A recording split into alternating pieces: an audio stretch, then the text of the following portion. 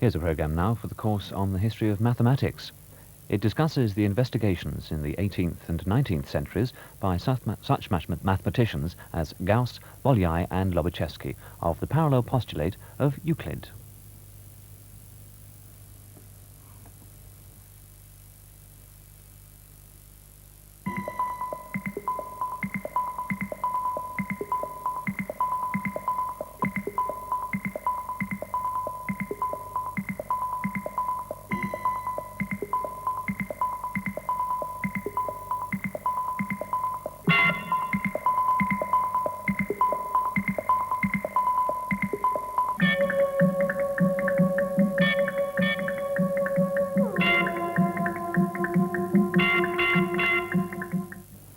The consequences for mathematics are really momentous.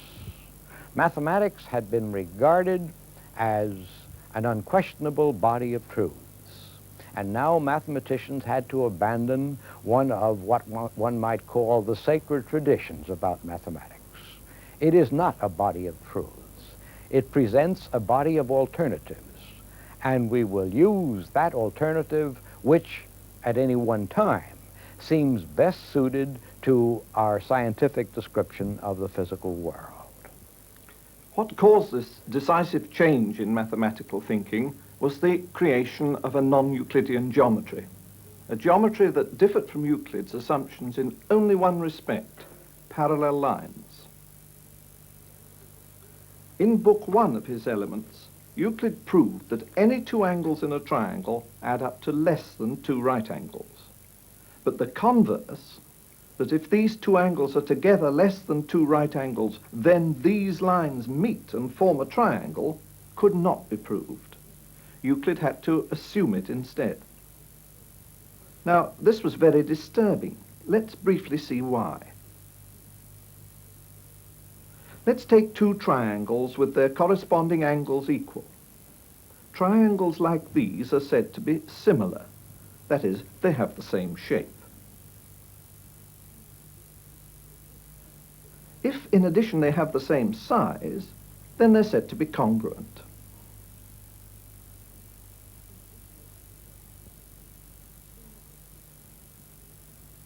Now, there's an immediate connection between similarity and proportion, and between similarity and parallels, as you can see.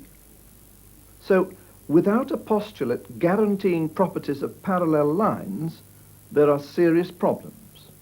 You can't even prove, for example, that the angles in a triangle add up to 180 degrees. This theorem is essential for many elementary proofs in Euclidean geometry. But you know, we've even got problems with proving angles to be equal, unless we can be quite sure that straight lines can't approach each other indefinitely without eventually meeting. This is something that Euclid had to assume. But many mathematicians, Greek, Arab, and later on European, tried to deduce it, or something equivalent to it, from the other axioms. Well, that line of attack, which was pursued by many mathematicians over hundreds of years, did not succeed. And then another line of attack was developed by a Jesuit priest known as Girolamo Saccheri in the early 18th century. Saccheri's idea was to deny the Euclidean parallel axiom in the form, using the form I have just stated, and to hopefully obtain contradictions. If there isn't just one parallel through P to a line, then there may be many. Or there may be none. By considering sums of angles, Saccheri effectively took each case in turn. The hypothesis of no parallels, he showed it led to a contradiction. And so he rejected it. The hypothesis of many parallels? Well, Saccheri thought he had also refuted this, but here he was mistaken. Left only with the classical postulate of one parallel, he published his defense of Euclid in 1733.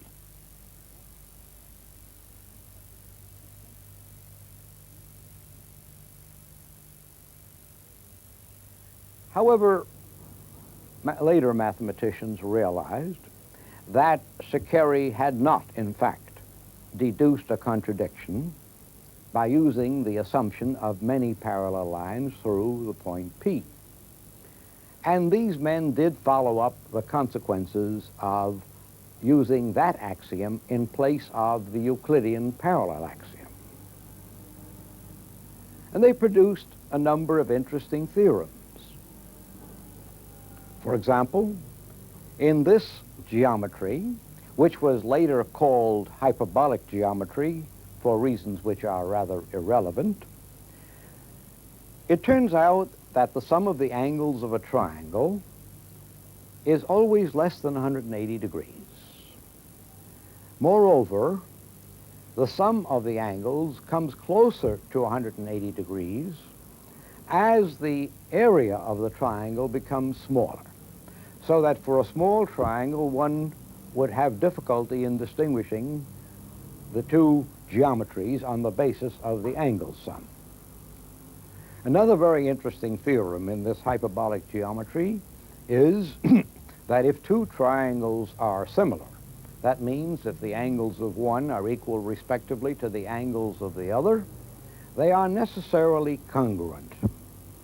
And there are many other strange theorems in this hyperbolic geometry. However, up to about 1800, while some mathematicians, rather few, were willing to admit that there could be this alternative geometry, it was regarded as a logical curiosity, having very little real significance. The most significant step in the history of non-Euclidean geometry was made by that monumental mathematician Carl Friedrich Gauss. Gauss, too, worked on the problem of the parallel axiom. And he, too, had failures in attempting to deduce it from the other 9 axioms. And then he examined critically this hyperbolic geometry of Szekely. And Gauss not only recognized, as a few others had before him, that this geometry was certainly a logical possibility, but he reached the startling conclusion that this geometry could be as physically applicable as Euclidean geometry, as true, in other words, of physical space as Euclidean geometry was. There is a famous statement by Gauss which comes from a letter he wrote to his friend, the Hungarian mathematician Wolfgang Bolyai. And he says in 1799, "As for me, I have already made some progress in my work. However, the path I have chosen does not lead at all to the goal which we seek." And he meant by that deduction of the parallel axiom from the other 9 axioms, and which you assure me you have reached. It seems rather to compel me to doubt the truth of geometry itself. And what Gauss meant by the truth was the necessary physical applicability of non-Euclidean geometry, this particular hyperbolic geometry. Though Gauss was convinced not only of the logical soundness of hyperbolic geometry and of its possible physical applicability, he didn't publish his ideas. It's rather interesting that a man with Gauss's reputation feared that his colleagues would consider him mad. So deeply ingrained was the conviction that Euclidean geometry was the only possible description of physical space and of the properties of figures in physical space, that Gauss was quite certain his colleagues would not accept it. However, he did communicate his ideas in letters to friends.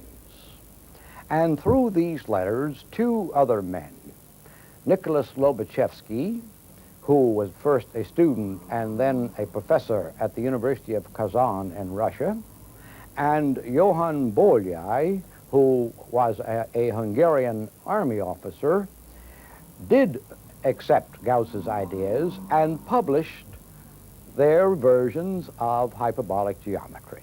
What they published was essentially what I described earlier, and what, in fact, Saccheri had really done, despite the fact that Saccheri drew the wrong conclusion from what he did.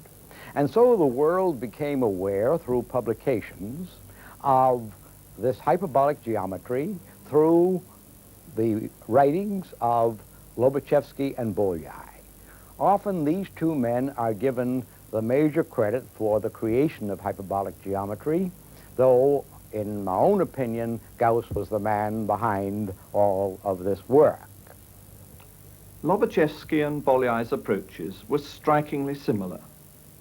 First of all, they both started by considering that the parallel postulate was true, but they began to have doubts by the early 1820s. Lobachevsky's first exposition of his geometry was in a lecture in 1826, but unfortunately the manuscript is lost. But we do have his second exposition in a memoir of 1829. For him then there began a long and unsuccessful attempt at getting his geometry accepted. But even though he published in French and German as well as in Russian, there were few who were interested. He was also unpopular for his liberal views, and he died blind and neglected in the end in 1856. Bolyai seems to have been confident of the possibility of a non-Euclidean geometry by as early as 1823. He'd been studying the theory of parallels for some years, and against his father's advice. His father was himself a mathematician, and researches on these lines had been described as the ruin of his life. But the younger Bolyai wrote to his father, "The goal is not yet reached, but I have made such wonderful discoveries that I have been almost overwhelmed by them, and it would be the cause of continual regret if they were lost. When you will see them, you too will recognize it. In the meantime, I can say only this: I have created a new universe from nothing." In 1831, Bolyai's work appeared as an appendix to his father's geometry, and when a copy reached Gauss, he wrote as follows: "If I commenced by saying that I am unable to praise this work, you would certainly be surprised for a moment. But I cannot say otherwise. To praise it would be to praise myself. But I am very glad that it is just the son of my old friend who takes the precedence of me in such a remarkable manner." Gauss's response so offended Bolyai that he never published again, though he continued to study mathematics until his death in 1860. Another development in the area of non-Euclidean geometry ultimately proved equally significant. A student of Gauss, Bernhard Riemann, subsequently a great mathematician in his own right, took up the subject of non-Euclidean geometry. In the course of a general investigation, about which I shall say more in a moment, he made a distinction between an unbounded line and an infinite line. That distinction is best illustrated by considering the equator of the Earth. We see that the equator is an unbounded line. One can keep traversing it endlessly without reaching an end. On the other hand, we know that the length of the equator is finite, in fact, about 25,000 miles.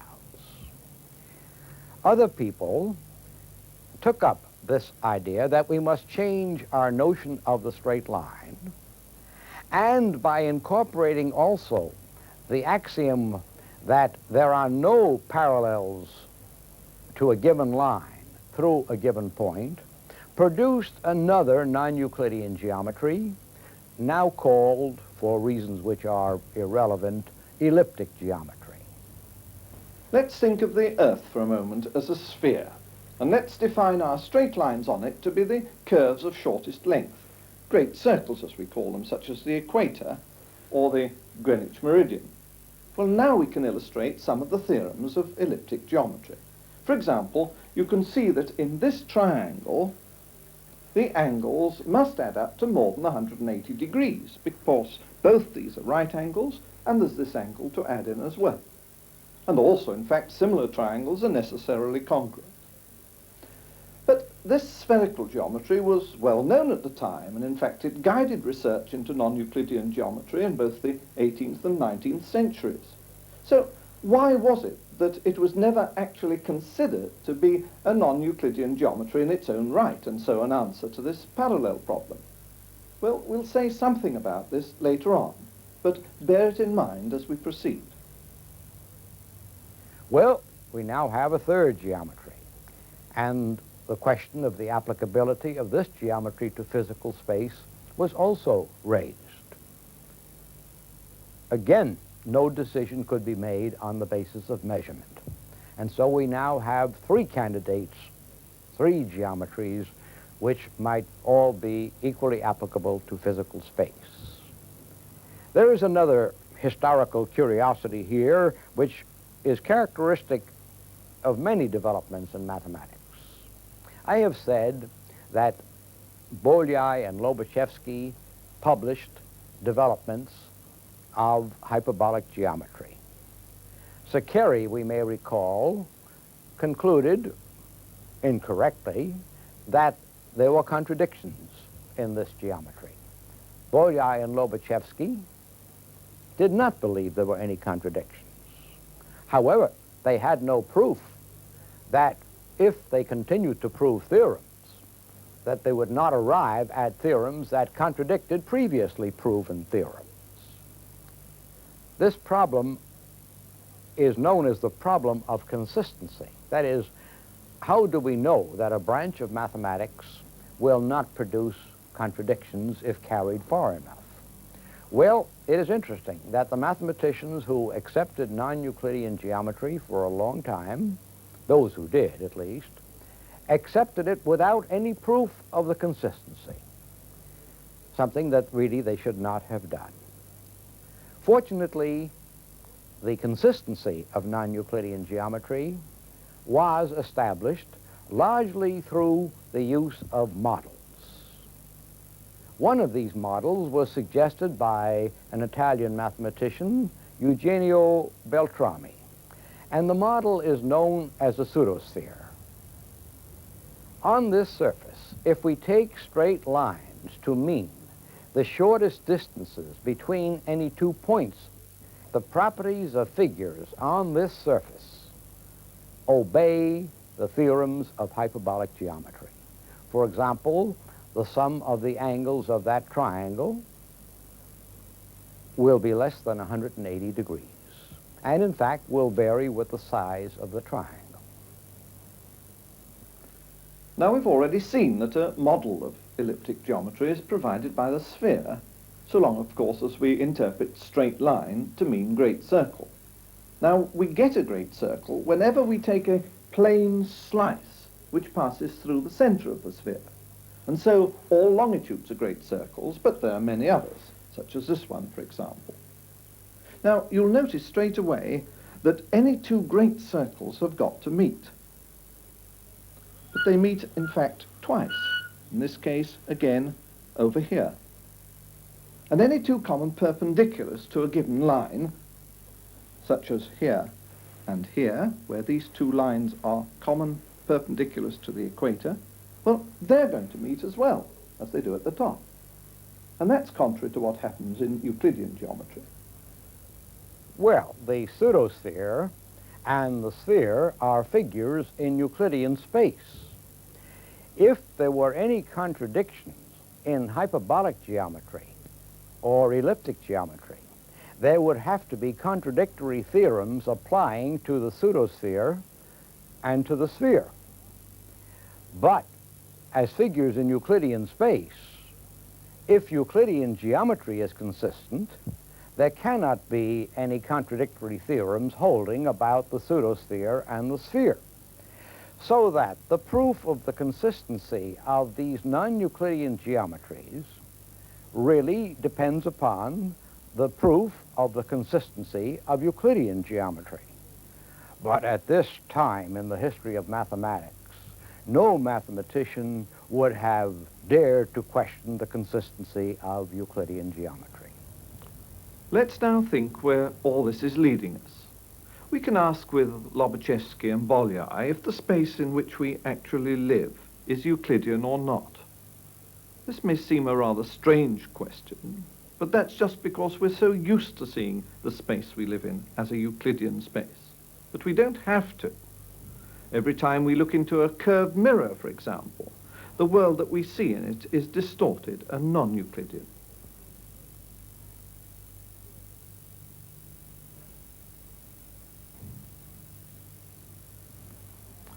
If we draw our Euclidean figures as they'd appear in a curved mirror, then we'd be led to a non-Euclidean geometry. But how do we know that space isn't curved anyway? Perhaps what we see is distorted without us knowing it, from a curved non-Euclidean space into our familiar flat Euclidean one. Well, once new geometries became possible, the idea that they might be physically true as well couldn't be rejected. To get back to Riemann, Riemann went farther. He, of course, was fully aware of these three geometries, but he also envisioned even more general non-Euclidean geometries, which today are more commonly referred to as Riemannian geometries. I can perhaps explain Riemann's idea by asking you to imagine a mountainous area. High mountains, low mountains, and perhaps even flat surfaces. The geometry of such an area will vary from place to place. That is, the properties of figures will vary from place to place. Where Riemann considered such what are called non-homogeneous geometries. That is, the non-homogeneity referring to the fact that the properties of figures depend upon where you take those figures, whether you take them on a flat area or on the side of a mountain or on the top of a mountain. And so we have really many non-Euclidean geometries. The mathematicians did not take to these new ideas very kindly or very quickly. And most mathematicians, right up to 1900, refused to believe that these non-Euclidean geometries, or even less likely the more general Riemannian geometries that I described briefly earlier, would ever be physically applicable. But science made a difference. In 1905, Einstein published his special theory of relativity, in which he used a rather limited kind of non-Euclidean geometry. And then in 1915, he published his general theory of relativity, in which he used one of these very elaborate Riemannian geometries, one of these inhomogeneous geometries that I described earlier. Well, mathematicians were now forced to face the fact that in the best scientific theory to date, meaning, of course, the first decades of this century, non-Euclidean geometry had to be taken as the best description of physical space. Of course, science proposes theories, and theories change from time to time. And it could very well be that at a later date, another kind of geometry would have to be employed.